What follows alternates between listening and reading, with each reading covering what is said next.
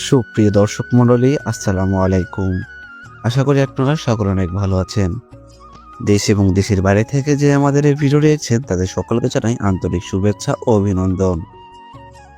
সুপ্রিয় দর্শক মণ্ডলী, স্ক্রিনে আপনারা যে মাছটি দেখতে পাচ্ছেন এটি হচ্ছে তারাবাইন মাছের পোনা।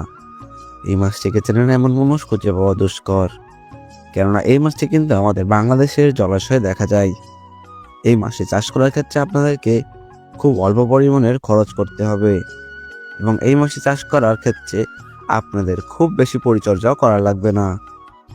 এই মাছটি চাষ করার ক্ষেত্রে আপনাদেরকে যে ধাপগুলো অবলম্বন করতে হবে, ধাপগুলোর মধ্যে প্রথমে রয়েছে পুকুর প্রস্তুতি।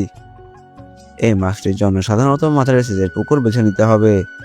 সেই পুকুরে যেন কাদা থাকে এদিকেও খেয়াল রাখতে হবে, কেননা এই মাছটি কিন্তু কাদাযুক্ত জায়গায় থাকতে পছন্দ করে।